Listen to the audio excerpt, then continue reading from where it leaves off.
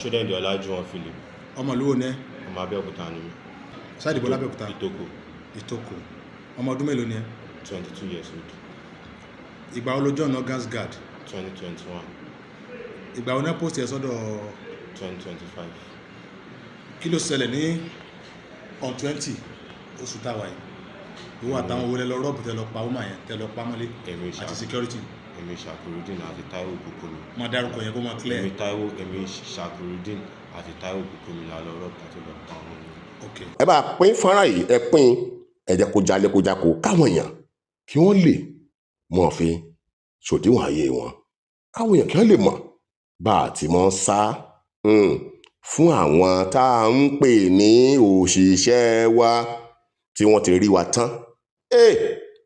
Sí finishi tí ẹ mọ̀ ṣọ́ra gbogbo gbà. Àṣírí ti tú. Ayẹfẹ́ ti fẹ́ àtìrẹ́fòrò adìẹ o, eréjà àfẹrẹsọ ìlẹ̀tẹ̀já tòwútòwú. Tẹ́ ẹ bá gbàgbé ní 20 oṣù kẹfà tá a wà yìí ọdún 2026 tí adédé gbọ́ nípa ikú arábìnrin kan tó kọ wọ́n jẹ́ Kitan Oyesiku ẹni ọdún 68 68 years. Arábìnrin tó ṣẹ́fẹ̀yìntì pẹ̀lú iléeṣẹ́ OGTV ní ìlú Abẹ́òkúta tí àwọn amòòkùnṣìkà tí wọ́n dédé lọ dẹ́bi wọn légbodò nínú ilé tí wọ́n pa arábìnrin nípakúpa. Àdúgbò pàtàkì lọ́wọ́ àwọn àjọ ọlọ́pàá ní ìpínlẹ̀ Ògùn. Ọ̀gá wa CP Bọ̀dé Ọ̀jájù ní PSC FCSS MNIPR iṣẹ́ takuntakun ni wọ́n ṣe o. Wọ́n gbéṣẹ́ ìwádìí tó lọ́ọ̀rìn wọ́n gbé kalẹ̀ wípé ikú ò gbọdọ̀ pàgbà kó má ṣe lójú fèrè. Iṣẹ́ ìwádìí ti fojú àwọn tí wọ́n gbẹ̀mí arábìnrin Kitan Oyesiku. Iṣẹ́ ìwádìí ti fojú wọn hàn. Ẹ̀yin ọmọ Nàìjíríà, ẹja wa kọ́gbọ́n, ẹja tún kẹ́kọ̀ọ́. Pàápàá èyí tẹ́ ẹ̀ mọ́ ń gba awakọ̀ àbí àwọn security sínú ilé. Alàgbà kan tó kọ rẹ̀ ń jẹ́ Ṣódẹ̀yìndé Ọlájùwọ̀n Philip ọmọ 22 years ọmọ Abẹ́òkúta ni o. Kódà ọlọ́mọ tó kó lóhun. Arákùnrin ti bá arábìnrin yìí Kitan Oyesiku ó ti bá wọn ṣiṣẹ́ rí gẹ́gẹ́ bí security tó bá màmá yìí ṣe. Arábìnrin yìí kọ́ ló gbà á síṣẹ́ o fúnra rẹ̀. Iléeṣẹ́ aláàbò kan tí wọ́n jẹ́ tàládàáni tí wọ́n ń pè ní August Guard àwọn ni wọ́n gba arákùnrin Ṣódẹ̀yìndé Ọlájùwọ̀n Philip àwọn ni wọ́n gbà fún arábìnrin Kitan Oyesiku. Arákùnrin yìí nígbà tó ń bá màmá yìí ṣiṣẹ́ gbogbo ìgbà ló máa ń kọ̀ǹpléènì ní onítẹ̀lọ́rùn rárá lábẹ́ àkóso bóun kò tilẹ̀ ṣe rí. Bí màmá yìí ti ń gbìyànjú tí wọ́n ti ń tọ́jú rẹ̀ tán fún un lówó tí wọ́n ń ṣègbà tó ń ṣàwo gbogbo rẹ̀ kò tẹ́ lọ́rùn. Ní ọdún tá a wà yìí ọdún tó kọjá 2025 níbi August or September or so ni wọ́n gbà síṣẹ́. Ó sì fiṣẹ́ lẹ̀ níbi February ọdún tá a wà yìí ni màmá yìí fi gba security mi torúkọ ìyẹn tó ń jẹ́ Pẹ̀lúmi Adétáyọ̀ tí wọ́n gbà yàn síṣẹ́ as security pé táwọn bá lọ táwọn bá dé yóò bá wọn wọnú ilé yóò bá wọn ṣí géètì ṣègbàṣàwò. Arákùnrin tí ó kọ rẹ̀ ń jẹ́ Ṣódẹ̀yìndé Ọlájùwọ̀n Philip èyí tá a pé ọmọ 22 years ọmọ Ìtòkò Abẹ́òkúta òun ló lọ pe àwọn ọ̀rẹ́ rẹ̀ kan. Ìkan máa jẹ́ Shakurudin Abdulrakim Ayọ̀ọ́lá ọmọ 27 years.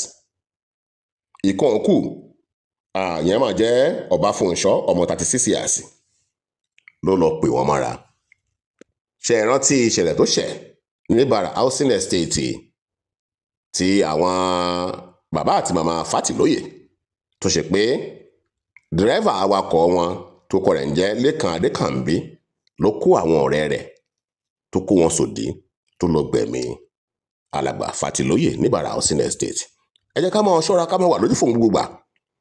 Àwọn tá a bá gbà síṣẹ́ àwọn tá a bá fún iṣẹ́ tá a bá ti kọ́ fèrè wípé wọn ò ṣe ń tó nítẹ́lọ́rùn wọn lójú kòkòrò wọ́n sì máa hùwà bí àfọwọ́rábẹ́ kẹ́ní kankan ẹ tètè fọ̀nà lé hàn wọ́n kẹ́ ẹ sì mọ́ jẹ́ kí wọ́n mọ̀ kankan nípa àyẹn mọ́ lábẹ́ àkóso bóun kò tilẹ̀ ṣe rí. Kódà tẹ́ ẹ bá rí i pé wọ́n tún fẹ́ máa ṣe bí alámí wọ́n fẹ́ máa ṣọyín káàkiri ẹ rìpọ́ọ̀tù wọn fún àwọn ọlọ́pàá kí wọ́n gbé ìgbésẹ̀ lórí wọn. Ìṣẹ̀lẹ̀ tó ṣẹ̀ ní Bara housing estate bẹ́ẹ̀ gẹ́lẹ́ náà ló ṣe ètò ṣe arábìnrin tó kọ̀ wọ́n jẹ́ Kitan Oyesiku.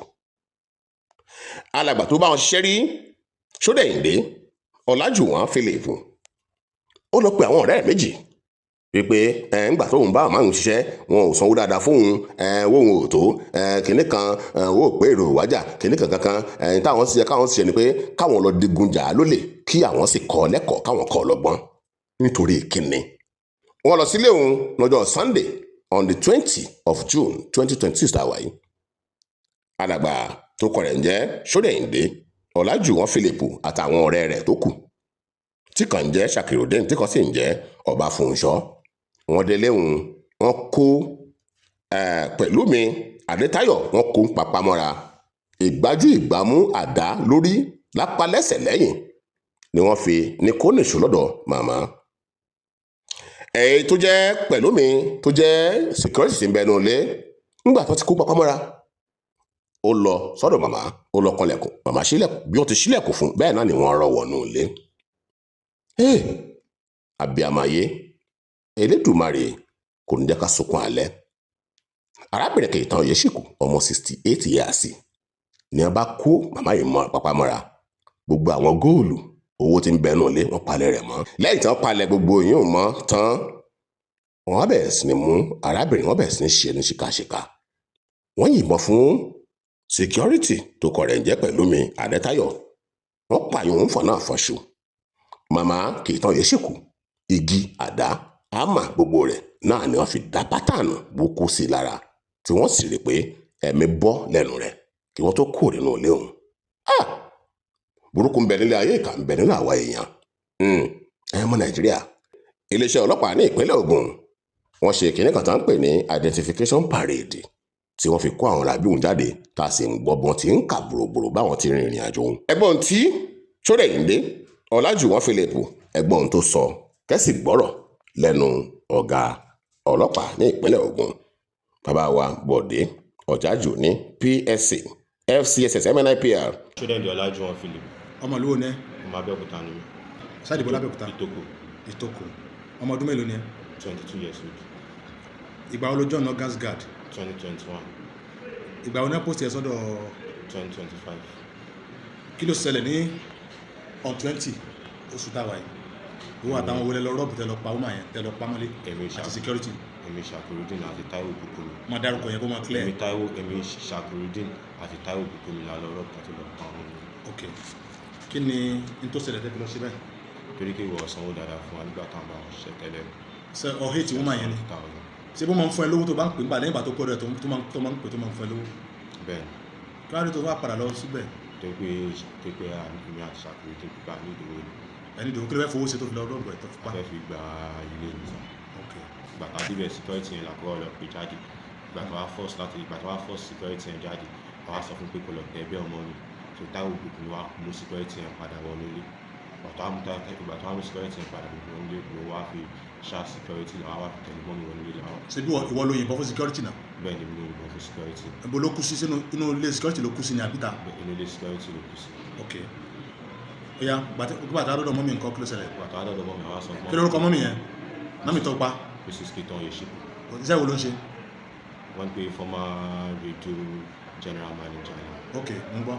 so nígbà tí àwa bèèrè lọ́wọ́ pé owó tí ó pọ̀ owó wà nílé wọ́n ní pé àwọn olówó nílé àwa bèèrè lọ́wọ́ pé 10 million àti good àti jewelry center tó bá wà nílé ní ká lọ́mú àwọn náà lọ sí ìdí àtẹ̀lé wọn lọ síbi tí wọ́n kó sí wọn lọ gbé 10 million naira jáde àti good àti jewelry so ni wọ́n á gbé 10 million naira yẹn Ṣàkìròdín lọ́wọ́ kó good àti jewelry sí gbàtọ́ àpò tán mọ́ àyíbọ̀ fún mọ́ni.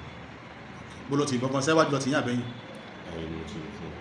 ok bó ló pa wọ́n sí? inú ilé ni. hámà tó lo yẹn bó ló ti rí? inú ilé náà ni mo ti rí. àdá tẹ lo yẹn kọ́? Ṣàkìròdín lọ rẹ́ǹtì àdá rẹ̀. ok bó lẹ ti kó ìbọn wá? Ṣàkìròdín òun ló sọ pé òun máa mú ẹni tí òun máa mú ìbọn wá tá máa fi ṣiṣẹ́. ok lẹ́yìn tẹ̀sí yẹn tán kí wá ló ṣẹlẹ̀ mọ́tò ẹ bábà lẹ ti kó mẹ́? lẹ́yìn tá a ṣiṣẹ́ tán so Táíwò Bùkúnmi òun ló wá drive mọ́tò ẹ̀ kúrò ní. Táíwò Bùkúnmi ló drive mọ́tò kúrò bẹ́ẹ̀. ṣé Ṣàkìròdín ló wa mọ́tò ni? ta ló drive mọ́tò ta ni driver tó gbé mọ́tò jáde? ok Ṣàkìròdín ló gbé mọ́tò jáde ìgbà tí Ṣàkìròdín wá gbé mọ́tò jáde làwọn afọ àwọn mọ́tò sí mọ́tò ẹ̀ làwọn gbé wa. báwo lẹ ti rí kì? àgbà kí lọ́wọ́ mọ́ mi. kó tó kú àbí lọ́wọ́ security? kan tó kú àgbà kí lọ́wọ́ mọ́ mi. bọ́lá nígbà tó yẹ lọ bọ́lá gbé lọ. A gbé lọ sí olókòlógbò. Nígbà tẹ́lẹ̀ olókòlógbò kí ló ṣẹlẹ̀? Níbi abẹ́ bíríjì. Ok, kí ló ṣe? Ibi tí bọ́lẹ̀ lèmi ti lọ ṣoṣà pé nílò àgbé mọ́tò yẹn lọ. Bó ṣe gbé kalẹ̀ bó ṣe kó nu mọ́tò yẹn bó ni wọ́n gbà lọ. Mi lọ ní street. Bó làwọn yòókù ẹ̀ wá ń sìn. Àwọn tó kù ṣàpèjì. Ó pọ̀ sí kóun ṣe wà ní ọ̀dà ọ̀gá tí wọ́n táwọn òkùnkùn lè ti padà sí Ṣàgámù. Ṣàgámù ló ti wá. Bẹ́ẹ̀ni, ṣàpèjì bá ó ṣe Abẹ́òkúta ló máa ṣe wá.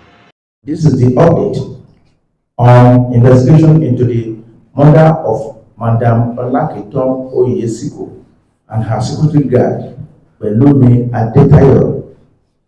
The recovery of the deceased vehicle through technical tracking, the forensic analysis of a handwritten note that led to the identification and arrest of 3 suspects, including the principal suspect, Sunday Olajuwon Philip, who was a security guard to the deceased in the past. Secondly, Abdulrahim Ayola and Subu Opafunsho that were recruited by the principal suspect Olajuwon. The confession of the principal suspect, who admitted recruiting the 2 accomplices and participating in the murder of Madam Olakiton Oyesiku to, in quote, teach her a lesson and the apprehension of all suspects connected with the crime. Once again, good afternoon, gentlemen of the press. I will talk to the general public on the progress made in the investigation into the murder of Madam Olakiton Oyesiku and her security guard, Kgbemi Adetayo, aged 38 years. May, on 21st June 2026, at about 16:00 hours, a report was received at Olopa police station regarding suspicious circumstances at the residence of one Madam Olakiton Oyesiku. Preliminary information indicated that the front door of the residence had been partially damaged, while the security house within the compound was found locked, prompting immediate police intervention. Police detectives were immediately mobilized to the scene upon gaining access to the premises. A lifeless body of Pelumi Adetayo, male, aged 36 years, the security guard, was discovered inside the security house, while the body of Madam Olakiton Oyesiku was found lying in a pool of blood within the living room of the main building. The crime scene was scientifically processed. Preliminary investigation further revealed that the Lexus RX 330 vehicle belonging to the deceased was missing from the compound, raising suspicion of robbery and murder. Consequently, the command launched intensive investigation, intelligence gathering, and technical tracking operations aimed at identifying those responsible and recovering the missing vehicle. Acting on credible intelligence and technical tracking analysis, operatives of the command successfully traced and recovered the missing Lexus 330 belonging to the deceased on 22nd June 2026, and that was the actual lead. Because in the course of tracking the principal suspect, Biwan, we can link where the vehicle was abandoned very close to the house and location of Biwan, and that was the first lead we got in that investigation. Although the ignition key had been removed and the registration number plates detached from the vehicle, detectives recovered the vehicle registration plate concealed underneath of the seat, which enabled investigators to positively identify and confirm that the vehicle was the property of Madam Olakiton Oyesiku. One critical piece of evidence recovered from the scene was a handwritten note apparently left behind by the perpetrators.